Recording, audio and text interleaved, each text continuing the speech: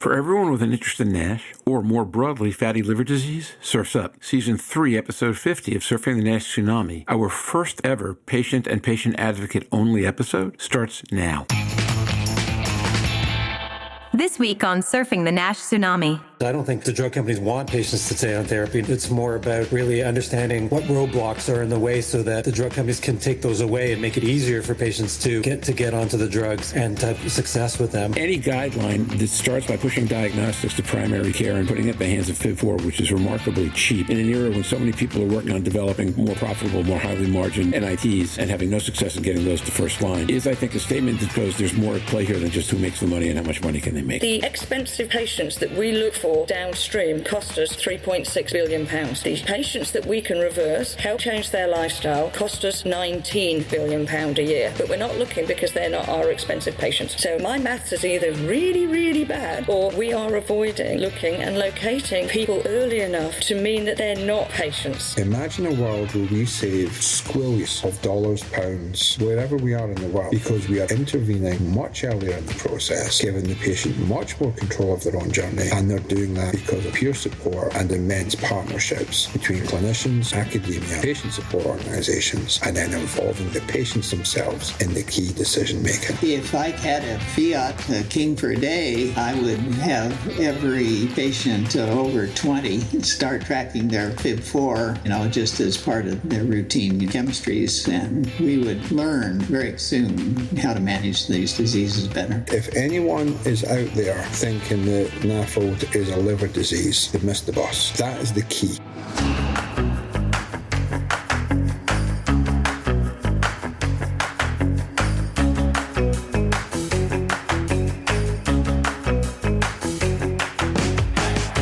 Every week, a global community of fatty liver disease stakeholders comes together to explore the most important challenges in diagnosing, treating, and developing medications for patients with fatty liver diseases.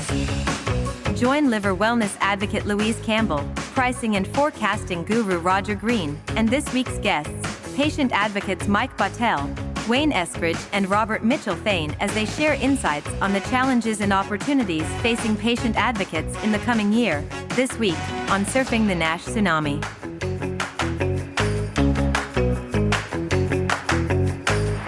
It's an interesting week. Every physician, key opinion leader who we rely on regularly, they're all at the same meeting. It's the Wilton Park meeting on broadening the protocols for diabetes and fatty liver disease. It's a very important meeting. Naeem is there. Mazen is there. Ken is there. Jorn is there. Stephen is not there, but Stephen is doing entrepreneur things today, so he couldn't join us. Oh, and by the way, just for kicks, Global Liver Institute is having their global leadership event today, so nobody from GLI is able to join us either. But with all that said, we were still able to find three of our very favorite patient advocates. Mike Betel from the Fatty Liver Alliance, Wayne Eskridge from the Fatty Liver Foundation, and Robert Mitchell-Thain from the PBC Foundation, Global Liver Rare Diseases and the World, and fortunate to have them join us today. Robert, in the football tradition of the program, is wearing his Arsenal shirt because we figured this is one of the few weeks that he can have pride in doing so. It's still something like 2,500 days since Arsenal's finished its season above Tottenham in the English Premier League, and there's no reason to think this week will be different. Hi, everybody. How are you all doing today? Good, thank you. Doing well, thanks. Very well, thank you. And Robert is off an overnight flight from North Carolina to Scotland, so we expect to be his usual brilliant and articulate self, but if somehow he starts snoring for a moment, he will have an excuse. So in the introductions, we're going to do something. We don't recall how many of us have ever done the one thing you could know about us if we hadn't asked. So we're all going to do that today. So in the introductions, I'm going to start with Mike, because Mike's not been on this podcast before, although he's been on Rising Tide. Take a couple of minutes, tell us about yourself, and then one thing we wouldn't know if you didn't tell us. Well, my introduction to the world of liver started in pharma. Don't hold that against me, but as a sales rep, selling interferon for hepatitis B in 1995 for Schering-Plough. So after about 14 years, I moved over to Hoffman-La Roche, and I was selling Pegasus for hepatitis C. That was after the non-A, non-B part. After almost 12 years there, I had an opportunity to work for Canadian Blood Services for about 5 years, and that was my first introduction to the not-for-profit charity side. And so for all those years, I also stayed very connected and involved with the key opinion leaders and community physicians and GI, virology, the nurses, the patient groups, and I was actually a director on the board of the Canadian Liver Foundation for about 9 years in that time as well. So in 2020, I became more aware of NAFLD and NASH, mostly because I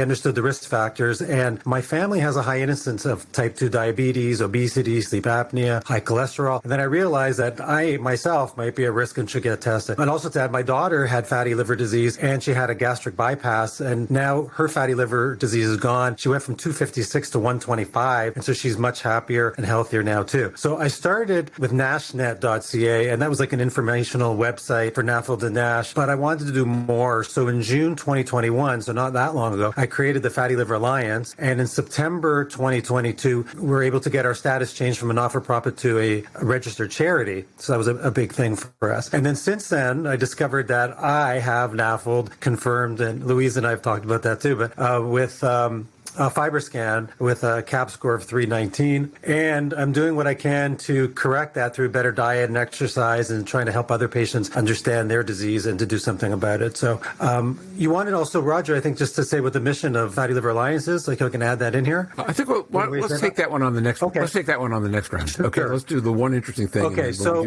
what you might not know about me is that I have a Master of Science degree in photography, and I was, I guess once you already are, still a professional photographer, except now I just use my cell phone instead of the professional equipment that I once did. So there you go. You know, I think that's the first time we ever heard that one. Thank you. So moving around my screen, Wayne, let's just do the one thing people might not know about you if you didn't tell them, and then we'll go back and we'll do the more formal introduction with the organizational missions and all that. Well, I think the community that knows me knows I was an engineer. I was in the computer industry for 50 years, but I took a detour for a while, and I started a mining company, and I had a gold mine, and for a couple of years we mined gold. So I actually produced 40 pounds of gold one year, which was a really cool deal, except that I spent 41 pounds. Is this the line about how do you make a small fortune in horse racing, start with a large fortune? Is this the same kind of deal? Well, it's kind of along that vein, yeah. All right. Robert? Sorry, I'm still laughing at your horse racing joke. Okay, the one thing is probably that performance is strong in my past. So I have been paid to be a DJ, a singer,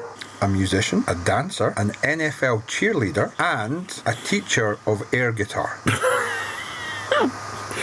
How does one teach air guitar? First off, you need a pedigree and a long history of playing air guitar. You need a really good, solid, varied air guitar collection, which is not easy to come by. You know, you need to look long and hard to find a really good air guitar. And then you just happen to be in the right place at the right time, and you get invited to one of the biggest festivals in Scotland to go and teach air guitar. That's fantastic. I keep thinking we could virtually start a music group because I've got a spectacularly good air drums and air percussion collection. Wonderful. Okay. We're on our way. Louise, you're up. I don't remember ever having done this before. We always ask somebody else. But I suppose the one thing that people wouldn't know about me, even if they do know me, is that I used to do children's murals in bedrooms. So I create art for children. So convert their rooms to an underwater kingdom like Ariel, for example, and Winnie the Pooh, things like that. So I take people to a different space, particularly children. Although I have been paid to and commissioned to read to a children's bedroom for an adult who bought it, who wanted it touching up as her office. And it was an entire 100-acre wood with Tigger falling out of the tree. So that's what somebody wouldn't know about me. And look, most people know I'm a Trekkie, so live long and prosper. Yeah, that is true. That is widely known. All right, so the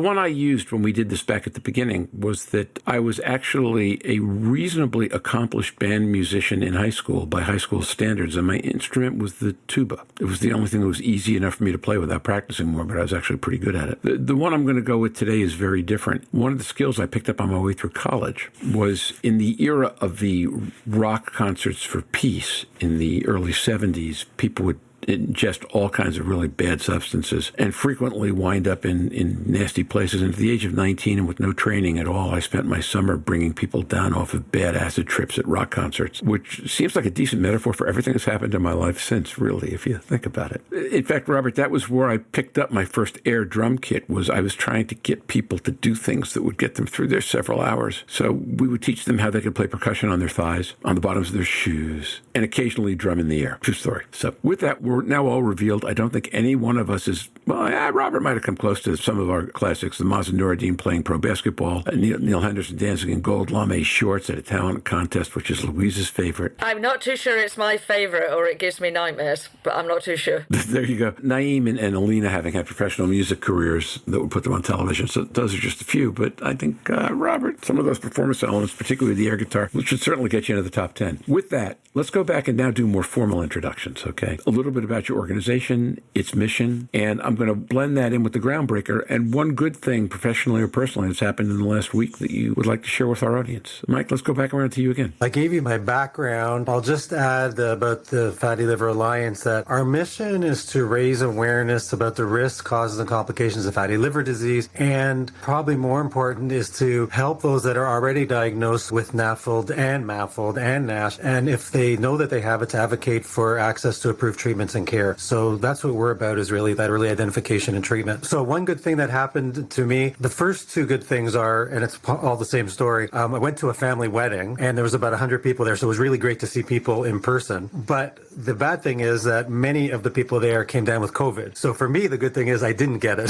So a lot of people at the event ended up getting COVID after. So I'm very grateful for that. That's excellent. Robert, let's go on to you. Okay, thank you, sir. So I'm a wearer of multiple hats. So principal organization is PBC Foundation. So PBC is an autoimmune rare disease that affects the liver, affects mainly women. No known cause, no known cure, enormously underserved. So we as the PBC Foundation, our mission, if you will, is to positively impact upon the quality of life of every person affected by PBC. So the PBC Foundation has a UK postcode, but it supports patients in 80 countries around the world, and aspects of our website are in 19 languages. So that's a little about the foundation. The banner behind me today is Liver Patients International, which is an umbrella organisation. So I'm the chair there. And our mission is to bring together individual liver support groups and patient advocacy groups, come together, share best practice, strengthen the voice of patients, and work as internationally as possible to make sure that we reach as many patients as possible and that they're spoken for and supported. My one good thing, so other than the fact that Arsenal have managed to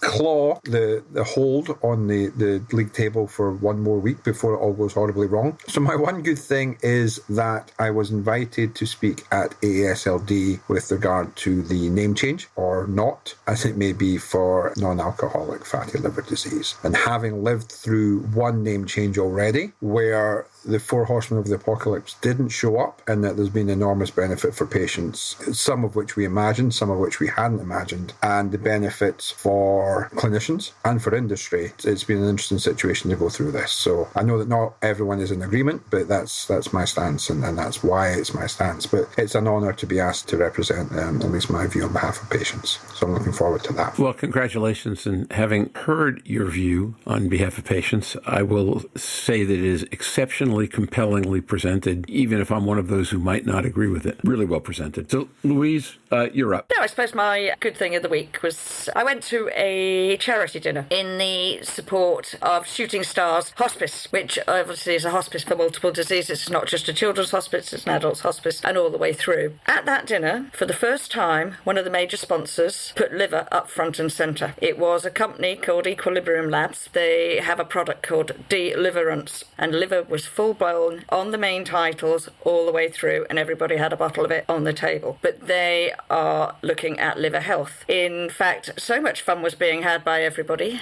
that one of the artists on the stage as part of the evening was a rapper and DJ, and was rapping about liver health and all of these aspects, and it was really very well received. So not making it an illness and making it a lifestyle may well be as the future of looking for prevention rather than a cure, but to have a major sponsor at a big charity event, and this is a massive charity event because Shooting Stars Hospice takes over 10 million a year to run. It's a big event. It was really nice to see them up along with Bet365, which is one of the world's leading betting companies, some of the biggest alcohol companies as well, but it was really, really well accepted. Nobody felt, oh my God, that liver shouldn't be mentioned, what's it doing here? It was just actually really nice to see the engagement. So that for me was both interesting, fun, and just a great way to do it. Did you record the rapper, Louise? I didn't, because they were rapping so quick. It wasn't until they started rapping about the liver that I understood what they were saying. Well, if the rapper in question would like to re-record a couple of minutes of liver rap for this podcast, we would be happy to play it. We have a tradition of playing playing relevant music. I'll see if I can find somebody who's got it. Superb.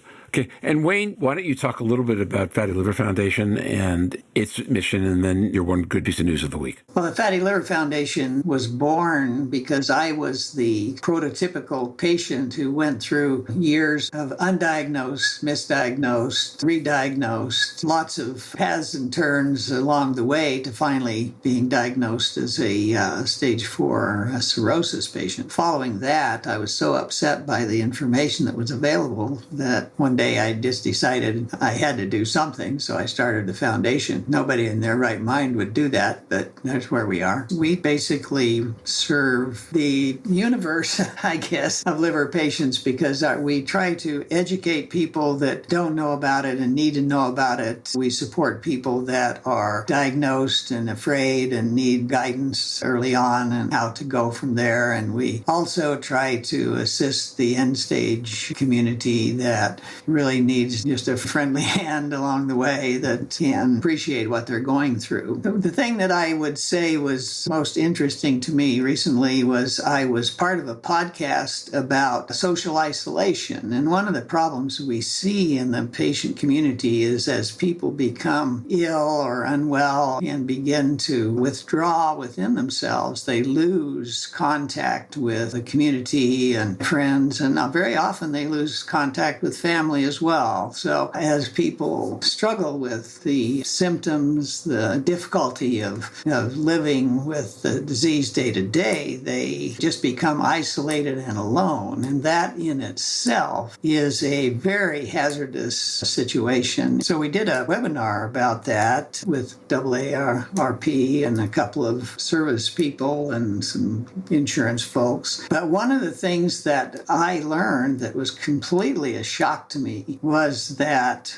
it is our younger people who are today the most isolated. The teenage young adult that has an illness has grown in this world with such a dependence on screens that they don't really build social relationships, and when those fall away, they actually suffer higher levels of depression and mental illness as a result of isolation than the older folks that have more mature responses to things. And I found that really interesting. That's fascinating. When you say younger, what is the age group that you're encapsulating there? They were talking about teens and mid-20s. As a parent of, actually, at this point, our youngest kid is slightly older than mid-20s, but I've seen moments where I'm sure that that's right in my kids' lives, where they didn't know where to turn, or they couldn't turn. Yeah, they don't have the tools. Yeah. They haven't got the life tools to be able to respond to something that needs something besides their telephone, basically. Yeah, well, or their screen, right? I mean, if you can't TikTok it, it's a little challenging. That's a really interesting thing. So first of all, my good news of the week is that I want to thank Louise for stepping in and covering for me the second half of last week. We had some family medical issues that needed to be dealt with. My good news is that they seem to have resolved pretty well, pretty favorably. And my other good news is to know that I've got people like Louise and the rest of the team around who can step in. And although, Louise, I have to tell you, when you start by speaking and you tell people that you're not me and they hear your voice, they're frequently astonished. People have called me and said, boy, Louise said she wasn't you, and I thought you were the same voice all along. So that was a moment. Still making it obvious. Yeah, I know. I'm apologising because it's not you. No need to do that, and I couldn't emulate your accent if I tried, so you're not expected to emulate mine. And of course, we're about 3 different voice registers apart, but other than that, we're doing great. So with that, why don't we move into today's episode? We've talked a little bit, I guess, about organizations. Does anybody have anything else you want to say about your own organization, or any question you want to ask any of the others about their organizations? I suppose I've always wanted to ask. I listen and I attend these ad boards and I look at what drug companies provide. And I listen to people like Jose and Robert and everybody. And it's like, do the companies, when they set up trials, actually start with the right premise to address the needs of patients? or is it something that you feel gets adapted as we get towards delivery of those drugs and going to market? Is it something that's thought of pre, I suppose, during, or late in the game? Can I come in? So you've answered question A, and I'm going to answer question B. So my litmus test in working with industry is, do they get it? And that's an easy question to ask and a difficult question to answer. And it's a complicated myriad of processes that come to the answer. Do they get it? And you definitely know that there's some who do and some who don't. And just in the way that Michael, Wayne and I have slightly different views on particular topics, you will see different views within industry partners and the people involved in that. And I think there are some examples of wonderful patient centricity where people are thinking, we see an unmet need here. How do we positively impact patients' quality of life? But then for every one of those, you also get those that are in industry who very much feel that if you cure a patient, you lose a customer. And so it's a complicated and nuanced field. And I think it's really difficult to answer in one way all the industry partners, because there are some wonderful examples of patient centricity out there. And it's just up to us as advocates to harness those types of people and make sure we,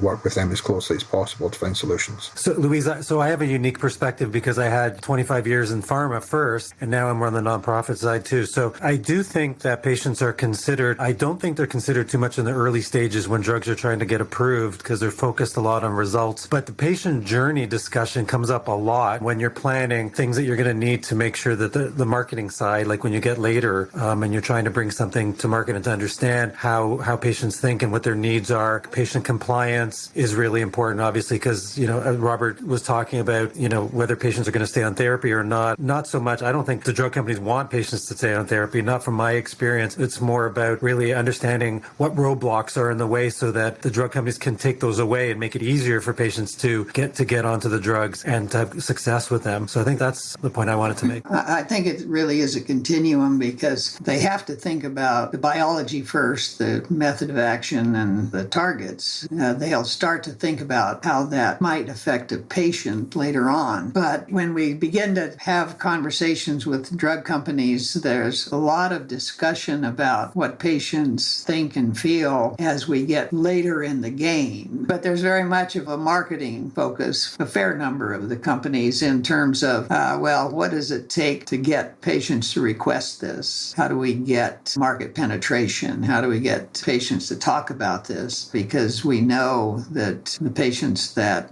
ask for a drug usually frequently get it once it's on the market. So a fair amount of thought goes into that, and they do certainly talk to us about side effects and our responses and things like that. And that's getting better. But I think that historically it was not as much emphasis on how the patient felt about it. But it's become a lot better in the last couple of years. I have to say that. Thanks, Ollie. I have a follow-up question to all of you, which is really a follow-up question to Robert's original comment, but I'd love everyone's responses. I spent, as you know, most of my career working in pharmaceuticals. A consultant friend of mine used to say that most of the people he worked with saw patients as drug receptacles. And I thought that was a little hard, but not necessarily false. The way that translated, though, wasn't necessarily that people wanted to keep people sick. It's that they wanted to make sure that the drugs got taken. So, Robert, I want to go back to your comment, which is I've seen a lot of marketers over time who simply saw patients in the context of medications, but I'm not sure I've seen a lot who were more focused on the permanent or perpetual use of medications than they were simply on getting medications used and prescribed. I think you said the former, not the latter. So I'm wondering where you see the distinction between the two, if there is a distinction. And then I'd love everybody else's comment on that as well. It's a great question. In all honesty, I'm still not 100% comfortable with industry and NAFLD as it is. I think NASH is a different thing. So Louise aside, we all have personal lived experience of NAFLD, and we've all improved our own situation without any medical intervention. And so there is a way of tackling this. And I think that the industry has a part to play, but I still don't know really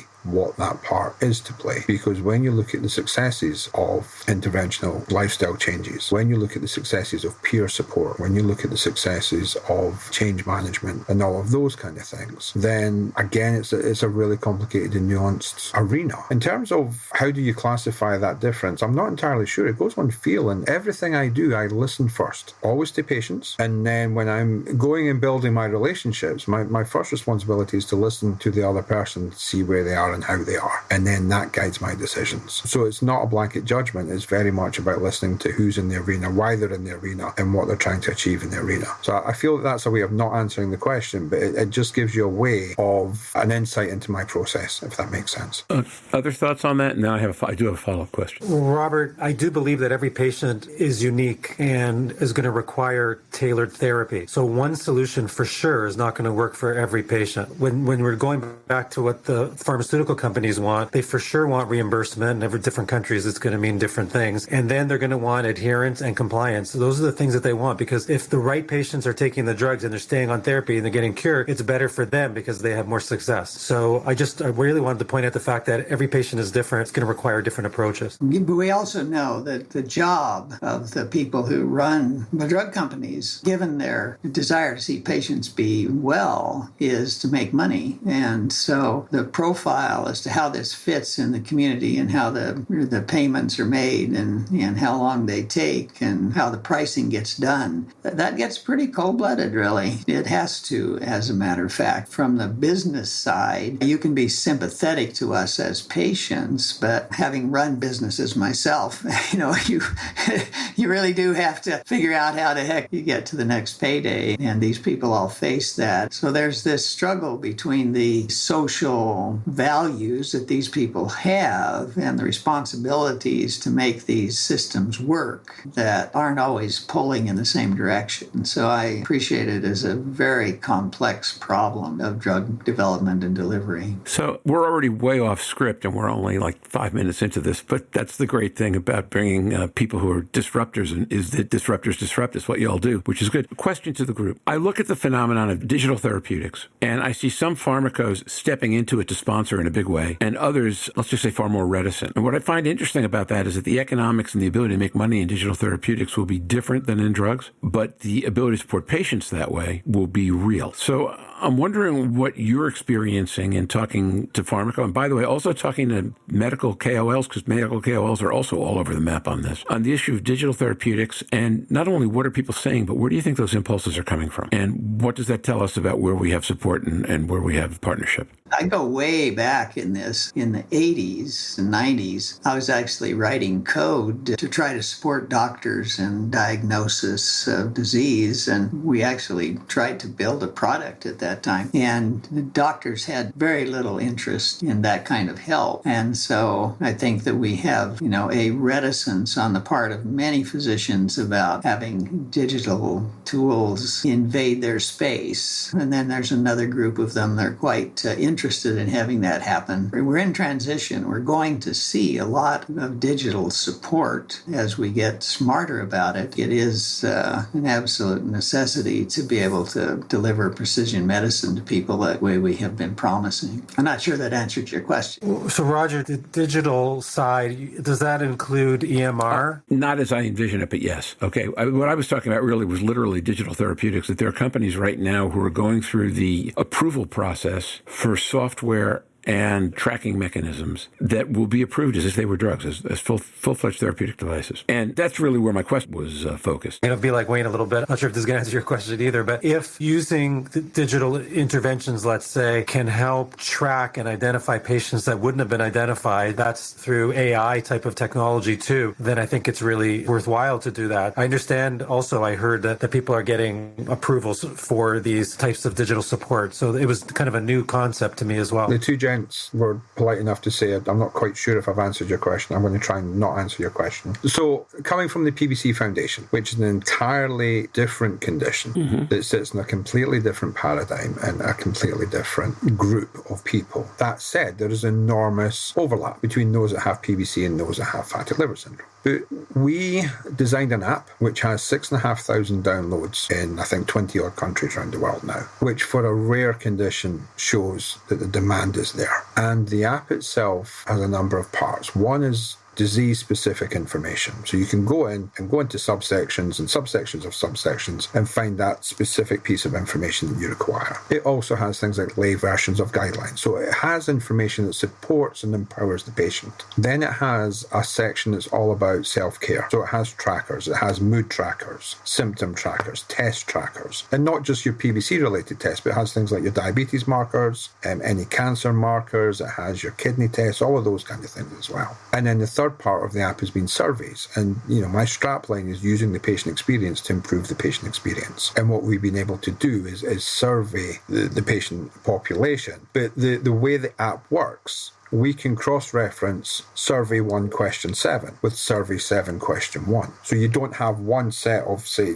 for example, a tool like SurveyMonkey, where you have one standalone survey. You're able to look longitudinally at the patient's journey. There are definitely aspects of that where the patients have felt more empowered, more informed, and better able to take control of their condition. Combine that with the fact that in the last, say, 5 years, the place of the patient advocacy cohort within the entire medical field has been greatly enhanced. And this is down to people like Michael and Wayne and Donna and people like that who have been disruptors, who have come in, some more politely than others, and made sure that the patient advocate was at the table. And that's been enormously important. And that's brought these kind of tools to the fore and has brought the importance of the patient experience, the patient knowledge, and the expertise of living with a condition into these types of conversations. I don't think I quite understood your question, Roger, and that's a great discussion by Robert. Those kind of tools, the ones that can be actually billed for, paid for, are, I think, an absolute certainty to come and be important parts of the regimen. The questions will be, what do you have to go through for a patient to be able to use them? Do you have the gatekeepers? Where is the gatekeeper? Does the patient have the right themselves to order this and get it paid for? Does it have to be as a result of a doctor visit or as a part of a Medicare Advantage plan? There are some really interesting tools that you've alluded to. I think there's going to be a flood of them once they start to be approved and paid for. So the questions I have around those is really not if they work. I'm sure they do. But what's the gatekeeping system and how does the payer community respond and how do we actually get them to people that will use them? That's a series of great questions. I don't know if we've missed an opportunity or created an opportunity, but our app is available for free for anyone who requires it, very simply. The key here is the patient population. This app was with patients, by patients, for patients, and the patient organization is the gatekeeper. So we have a responsibility to treat the data that comes with absolute respect and to deal with that the right way. And the number of abstracts that we've produced that have created oral presentations. So just last month, we had an oral presentation at the British Association for Study of Liver event. And so for patient organizations to be invited to these kind of places to speak, again, is brand new territory. What's creating that is the fact that it is with patients, by patients, for patients. And I think that would be the key. We know there are clinicians that are recommending the Foundation app to PBC patients. So we've got clinician buy-in. There have been policy changes made where hepatologists are citing the work that's coming from this app. And so again, it's patients driving forward the agenda. Now, one of the things I always talk about when you talk about individual patients who are experiencing,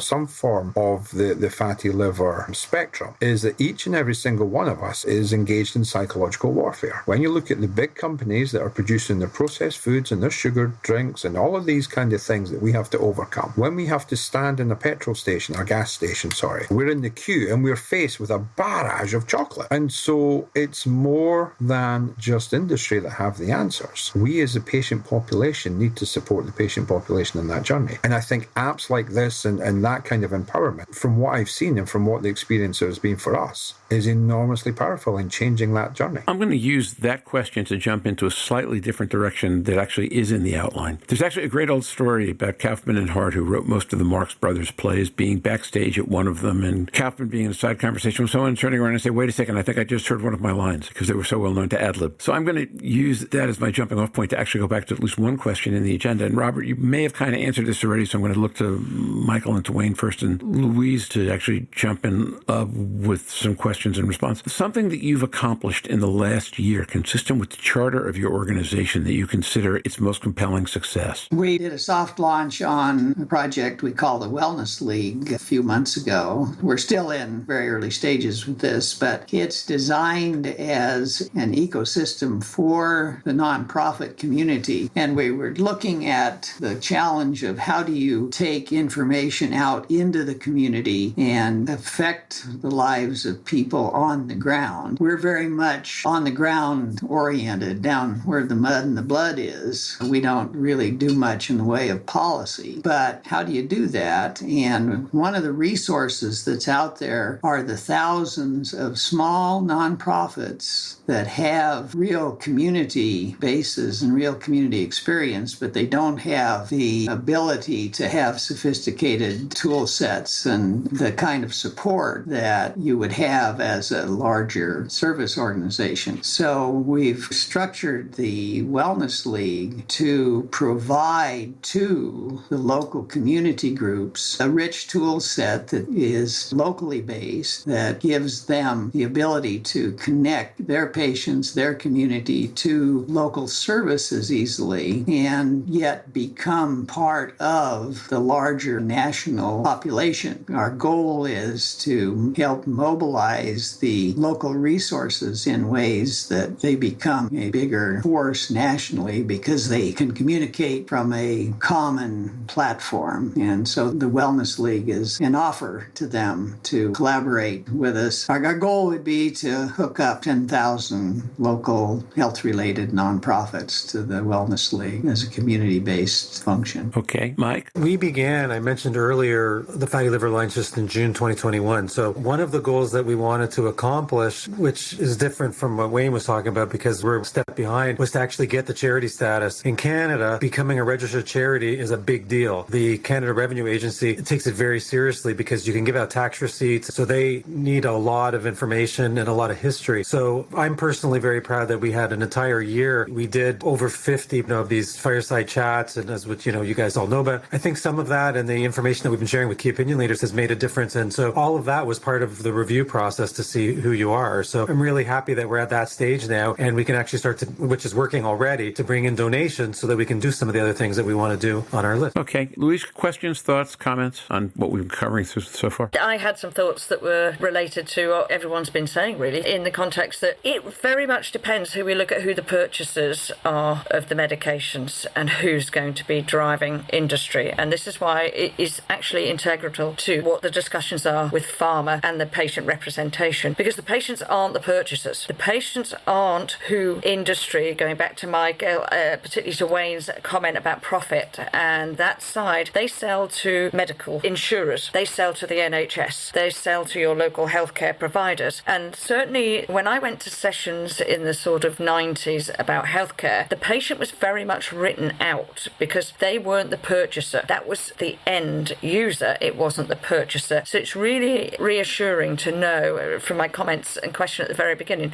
that people do feel included a lot more. The data that's produced by patient organisations now is second to none. Robert's obviously discussed the PBC app. Wayne had the Sun study last year, which we discussed on the podcast with Ian and Jean. The data from that is reflective of some of the data that we get from a lifestyle side and reinforced what Stephen had got in his trial, looking at those. I think it turned up for colonoscopy, if I remember. There are different sections, and the insurers are going to drive a hard negotiation table for any of these drugs approved for NASH. What has to be at that table is how well are you taking care of the population. That's one of the reasons I see this very engagement with patient organisations, using patient data, using the resources, really using the wealth of experience that we now have within liver disease, because those are going to frame some of the negotiations. If you do not tick this box, there's going to be the next product. How do we do from that? But I went to a primary care event last week, and we we discuss regularly here why we have little buy-in or how primary care have struggled. For once, I actually got it. Cardiovascular was represented, respiratory was represented, health was represented. Everybody was represented at that meeting in primary care where commissioners are walking around. And as Stephen Callahan said previously, most commissioners aren't healthcare. But if liver is not in the room at major conferences and meetings to show their wares, and to be fair, EchoSense were there, but everybody just thinks this is a liver test for liver people. Unless we are now in the room saying that liver disease is important, no primary care physician, no commissioner sees it as important because it's not important enough for us to be there. And I think there were some patient groups there from diabetes, there were some patient groups there from other diseases. This engagement with patients has to start at all levels, not only in pharma, but we now have to, if we need to put together a liver task force of patients, of nurses, of advocates to be at every one of these primary care meetings to say, hey, it's important, because even I didn't think liver disease was important in this meeting, and yet half the people walking around there were directly had a reason to have liver disease as part of that conversation. But going on to this app thing, the majority of people in the room were selling technology to healthcare about how to monitor patient engagement, how to get your drugs through, your AMIS, all of the new systems coming into the healthcare services. It was targeted about the future, how well you can engage, how well you can do stuff, getting them engaged with the patient organizations, particularly PBC apps, all of these things that can help, because that's where it's going. So you have to recognize that organizations are starting to look at and listen to patients more, because look, Robert, ASLD. So a few years ago, they never had any patient sessions. Now they have a whole stream of patient sessions. And it's not just in the US, in Canada as well. So I say congratulations for the insight that these liver organizations are having now, because if they start to recognize patients, then other industries will begin to recognize patients' voices as well. Oh, absolutely. And therefore, it's absolutely fantastic that liver disease and the presentation of that is getting out there. There are lots of companies engaging. That is certainly the feel that I get, way more than previously. And I, like you, come from a hepatitis C side into that organization. So yeah, totally agree with you. Robert, you nodded, smiled something when Mike was talking about the impact of advocates to get presentations at meetings and things like that. Anything you want to add on that thought before we go on? Well, there was a ton of thoughts. There were so many great points made. Firstly, congratulations to Wayne. One of my key phrases is when we replace I with we, illness becomes wellness. Congratulations on that drive in terms of bringing all the patient organisations together. And Michael, I know that I've shared this privately, but congratulations on becoming a charity. This is so important. We need so many strong voices. And I think I was nodding and smiling at the fact that ASLD again deserve their congratulations, because they have really taken some criticism on the chin and really directly and in a proactive way gone out to listen to patient organisations and to bring them in to be part of the agenda. And I think that's been a huge benefit, not only to the patients, but also to the clinicians and to the academics, because they now have a short line of communication where they get to hear directly what the unmet need is from the patients who are living that unmet need. In 20, 30 years, we will look back on this as the glory days in terms of changing the paradigm, changing the thinking, and changing the philosophies of these kind of organizations. Interesting.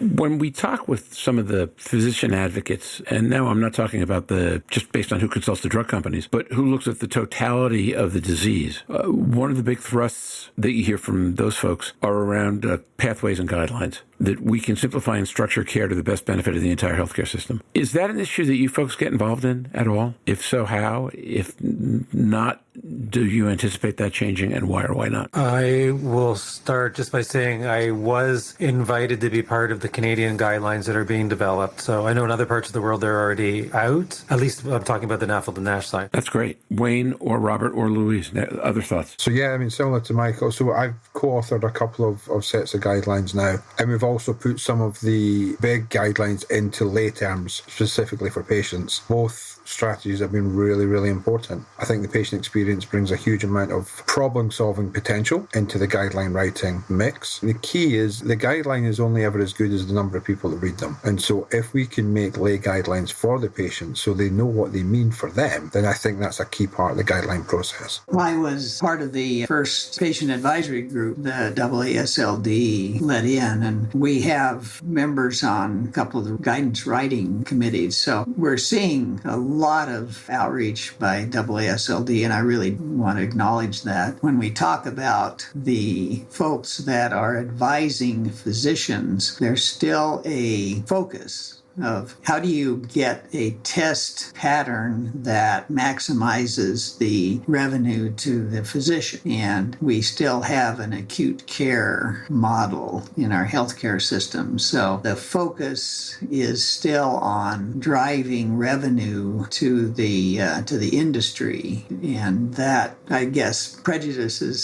some responses that might benefit patients better. And the one that comes to mind is we don't have access to dietary support and counseling and help for people that are newly diagnosed and told to go change their lifestyle. We'll give them a pill and charge them if we have one, but we don't invest in that period of time when people could make the most gains on their own without having to have medications. And that's that struggle between who gets the money and how does the money get split up. So we're still struggling, I think, a lot with that kind of question. Pardon me for being a tad Pollyanna-ish about this, but I'm listening, and there are a couple of thoughts that are coming through the experience I'm having that are maybe in conflict with some of what you guys are saying, so let me just put it out there. Number one, any guideline that starts by pushing diagnostics to primary care and putting it in the hands of FIB-4, which is remarkably cheap, in an era when so many people are working on developing more profitable, more highly margined NITs and having no success in getting those to first line, is, I think, a statement that goes, there's more at play here than just who makes the money and how much money can they make. Number one. Number two, maybe I'm biased by who I work with, but I look at the work that Ken Kuzi is doing and the work that Jorn and Jeff are doing in Europe, and I don't think that's mostly about prescription drugs. I think that's mostly about figuring out how to get patients treated in all the ways that we can get them treated now. Ken, for example, advocates, even when he advocates for drugs, advocates strongly for pioglitazone, which is generic all around the world and dirt cheap. I think through an industry window, that what y'all are saying might be accurate. But when I take a look at who the physician advocates are and where the societies are going, in addition to being commended for bringing patients to the party, I don't think their basic focus is about who makes the money, even which doctors make the money, but it's about anticipating this wave of patients that are going to be coming in and how do we get our arms around treating them to their benefit and to the benefit of society. And then, now, by the way, if that happens, there'll be plenty of money to get made. Don't get me wrong. It's not entirely an altruistic activity, but I don't think the focus is on where money gets made right now. At least it doesn't feel that way to me from what I'm looking at.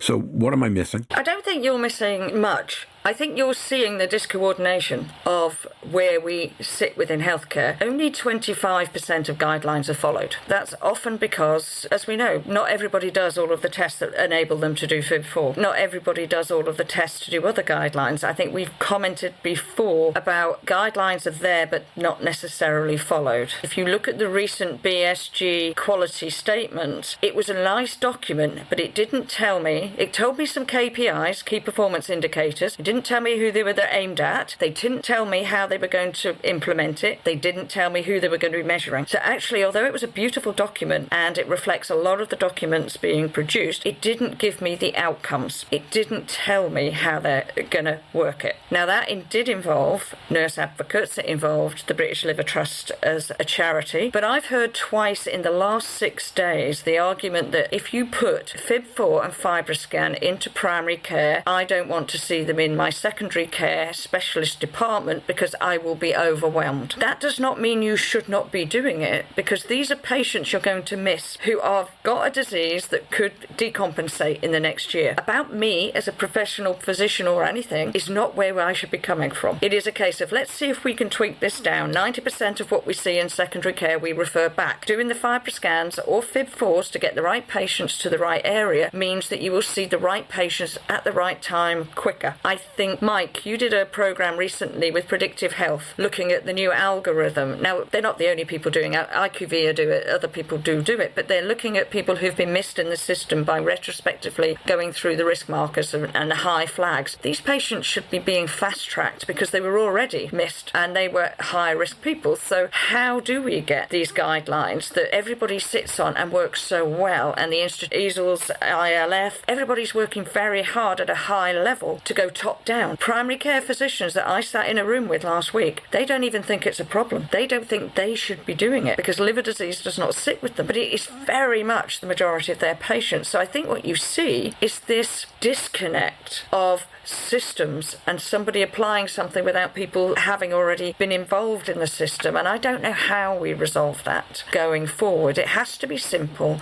It has to be something that everybody's going to do, because there are patients and people at the end of this specialists with liver disease who we do need to find. If I may come in at this point, Louise, as ever, immensely powerful points, powerfully made. My issue is that if anyone is out there thinking that NAFLD is a liver disease, they've missed the bus. That is the key. That's the first thing. Secondly, Wayne made some great points as well. This is where the potential for partnership opens up the door. So again, going back to my PBC Foundation hat, the absolute key part of what we do is walk with patients on their journey. The emotional, the psychological and physical self-care that's involved with living with an incurable disease. Now, the NAFLD situation is different because NAFLD ultimately, if early enough, is curable. And for many, we accept it, for many it isn't. But however, there's still emotional, psychological and physical parts of self-care that have an enormous impact. Now, I want to change our paradigm. Imagine a world where a patient is diagnosed early enough to make a difference through his own self-care. Imagine a world where the patient is diagnosed and signposted to an incredible patient support organisation that can walk with them. Imagine a world where we save squillions of dollars, pounds, wherever we are in the world, because we are intervening much earlier in the process, giving the patient much more control of their own journey, and they're doing that because of peer support and immense partnerships between clinicians, academia, patient support organisations, and then involving the patients themselves in the key decision making. And I think you've just hit the nail on the head. For me personally, it is about that upstream. We talk in liver disease, and you're perfectly right, NAFLD's more than a disease. It's a condition that's curable if you get that information. But when we look at the costings, everybody talks about F2 and above, and we want to find fibrosis, and we want to find the NASH, because that's the expensive part and the life-limiting liver outcomes. Now, I was looking recently at Phil Newsom's presentation, and they estimated, I think, there were 16.4 million people in the UK with NAFLD and NAFLD through to NASH, and they split it down. And given that we think of the F3 cirrhosis, transplant, post-transplant, HCC as the expensive, that was costing us, based on the Americanism, of $1,500 per person from F0 and just basic NAFLD up and NAFL up. Now, given the pound is currently sitting around about $1, we can use that costing. So the expensive patients that we look for downstream cost us £3.6 billion. The patients that we can reverse, help change their lifestyle, cost us £19 billion a year. But we're not looking because they're not our expensive patients. So my maths is either really, really bad, or you're right, we are avoiding looking and locating people early enough to mean that they're not patients. They can cure their disease, they can prevent their cardiovascular disease, they can reduce their risks of type 2 diabetes, all the benefits. But because we don't see them, because they're not the high-risk liver outcomes expensive, we are missing the 20 billion we could be saving and ploughing into something else, or 19.1. I made a comment at the end of the episode of Rising Tide that Mike was on that I think actually pertains to several of these things at once, Louise. First of all, to me, the most important piece of work on FIB4 presented in the last year was a piece that Quentin Anstey and colleagues presented at EASL that suggested that FIB4 is actually prognostic, not merely diagnostic. And that what makes it prognostic is actually that the indeterminate level, the level that's kind of a throwaway on liver disease, is highly prognostic of major cardiovascular events over a 10-year period and all-cause mortality. So it says to me that if, in fact, we have primary care using FIB4 on an annual basis, the way they test for other sequelae in patients with diabetes and prediabetes, that we can pick up an awful lot of what you're talking about, Robert, and treat NAFLD not as a liver disease, but as a metabolic predictor of all kinds of things that are going to happen. Because the all-cause mortality number takes into account significantly not just cardiovascular, but also non-hepatic cancers, because as we know, liver disease is not merely a predictor of HCC, but a predictor of all cancer. Mike, I think my comment to you is that if I were a patient advocate right now, one of the things I'd be doing if I was outside the U.S. is pushing to make sure that every time every patient got a blood panel, they had everything in it they needed to create FIB4s, and then to have health systems create medical records that did that. That feels to me like a simple place to start. I don't know that it works for you guys, and that it's aligned with what you're trying to make happen. Yeah, Roger. So So that point specifically about AST in Canada, for most of Canada, if it's written on the request form, on the government form,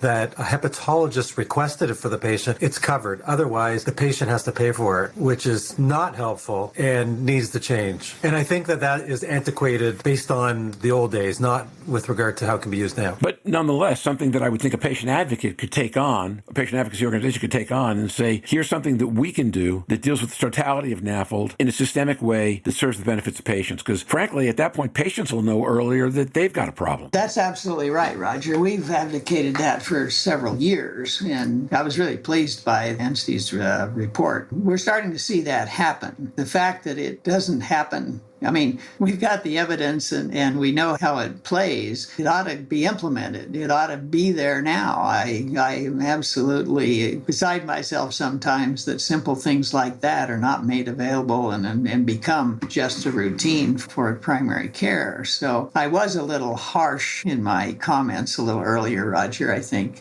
there's absolute heroes in our book. Ken Kusey and people like that are absolutely spectacular advocates for patients, and we really appreciate them. But the slow adoption of things that really we all know work is something that just drives us crazy. With good reason, Robert. Driving us crazy or taking time? Well, no, actually more about the reaction to the idea that one of the things to press on is FIB4 is a standard and everybody having the tests necessary to do it for all the reasons that we've been talking about. Yeah, so funnily enough, I'm not entirely comfortable with FIB4 as a tool. I know it's cheap, but I'm not convinced it finds the right people or rules out the right people in a way that's helpful to their journey. And I don't fully understand the process and some of the stats, so I'm probably not the strongest voice in terms of FIB4 and its usage. If we can find a really simple tool that triages in a way that gives patients that control, then yes. And if FIB4 is that tool, then, we roll with it. The issues in Canada are different from the issues in the US that are different from the issues in the UK. But I think there are common problems that we all need to face. It takes one country to lead by example, and then that will produce the data. And we just need the first one to do that. And I would hate to put pressure on another patient advocate. I think that's disrespectful. But if I was running an organisation and just become a brand new charity, then I think I would know.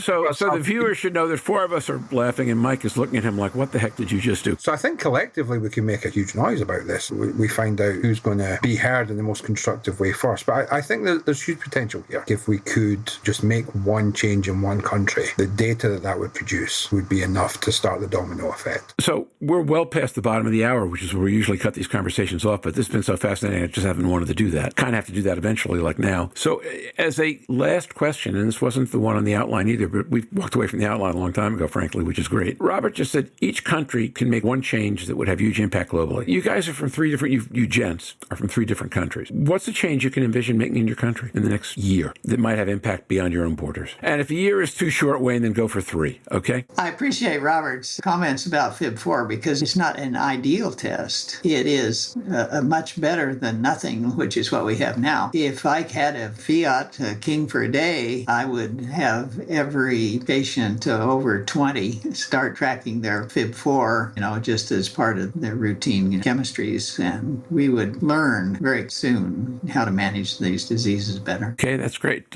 Mike or Robert? Second to the AST discussion we just had, if there was a way to have primary care physicians look at the charts before the patients come in and recognize that they are pre-diabetic or diabetic, type 2, that they're obese, that they have high cholesterol, that they absolutely should screen them in whatever way they want to screen them for fatty liver disease. Primary care is definitely one of our targets to see if we can make a difference in that area. So does that, okay, save the thought for how to do that for another day. Robert? So nationally, I would just like to see much, much better collaboration and partnership between the patient advocacy and support groups and the NHS and everything that they provide. Internationally, I would love to see the nomenclature issue put to bed, one way or other, because we have immense minds in the field of NAFLD. Many of those immense minds are talking about what we call this condition. And I would love to see those immense minds minds much more focused on how we treat, how we change a paradigm for patients that are affected by this condition instead. So that's the one thing I would love to see. I only had that conversation with 3 of those immense minds in the half an hour after the session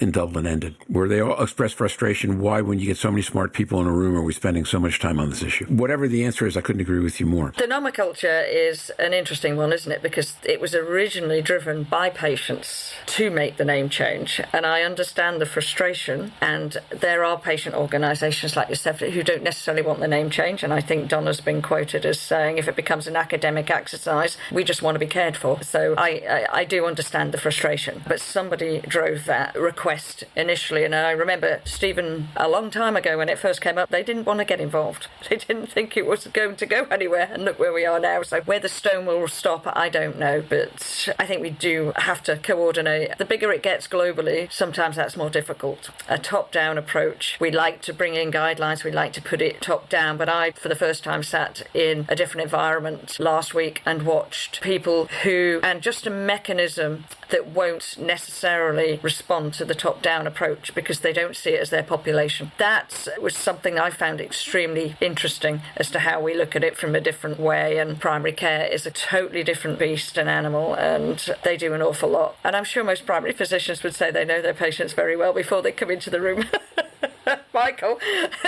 They might not know me because whenever they say, who are you? But hey. Yeah, Louise, that's a fourth quadrant problem. They don't know what they don't know, and they don't look where they don't look. And I think Mike's point is more about where should they look and what will they learn than it is about, if we show them where to look, they'll see what they see. I get that. So first of all, I want to thank everybody. I think this has been one of the most interesting episodes we've ever done, in that when folks in different communities listen, they will hear a lot of things they've not heard before and didn't expect to hear, which in and of itself I think is worth the price of admission. And I think some of the specific perspectives also were really fantastic. I don't really have a closing comment. I usually do, but I think I'm going to leave it where all of you guys are. We'll let Louise go back to being in Portugal, and we'll let the rest of us go back to our work. And thank you so much, everybody, for joining us. And we'll have all of you back different times to talk about different issues from here on out. I'll be back with Business Report in a few minutes. Bye-bye now. And now for the Season 3, Episode 50 Business Report.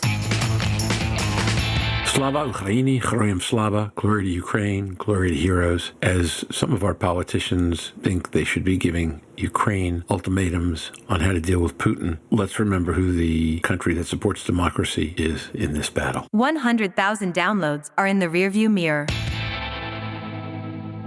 Last week, I mentioned that we were closing in on 100,000 total BuzzSprout downloads. I said we were on target to hit that over the weekend, and maybe if things moved quickly by the time we posted episode 49 on Wednesday evening. Well, Tuesday was another of those top 10 all-time download days at roughly 700, which put us over 100,000 around 2 o'clock p.m. last Tuesday afternoon Eastern Daylight Time in the U.S. By the time you hear this message, we will have broken through 102,000 and should be close to 103,000. To follow up some comments on last week's download pattern, Season 3, Episode 48, with all the good news press releases, wound up the most downloaded 7-day episode in the history of the podcast. Also, total downloads for the episode and conversations are approaching 1,000 in just 2 weeks. This week's new country to make the top listings category is Brazil.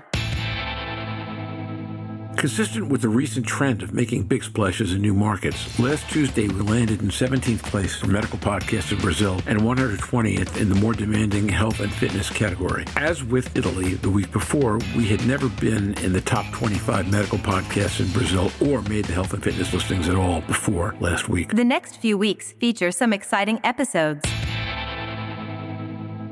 Next week begins our AASLD coverage with our preview episode. The 100K party comes in 2 weeks, followed by 3 or 4 AASLD coverage episodes, 2 same-day and 1 or 2 follow-ups, and a U.S. Thanksgiving special. This week's Vault Conversation looks back to Roger's interview with a patient empowerment advocate and activist. This week, we're replaying Season 3, Episode 24.5, my conversation with biohacker par excellence and best-selling author, Dr. Marcus Ranney. Marcus has a unique vision on patient empowerment that is even more about self-empowerment in many ways than the ideas we discussed today. It's almost half an hour long and has some controversial stuff in it, fully worth a listen. And with that, I'm off. Thanks to the crew, Jake, Magic Mike, Eric, Steve for pushing this episode out, and one special final thanks to Louise for taking on so much of last week's podcast while I was off. And as always, thanks to all of you. On personally challenging weeks like last week, having this podcast and the support of this community is a special kind of tonic, and thanks for giving it to me. Next week, we head into our ASLD coverage. Should be excellent. Till then, stay safe, surf on. See you again next week on the podcast. Bye-bye now. Have any questions for the surfers? You can send them to surfingnash.com, and we will answer on the podcast or the website.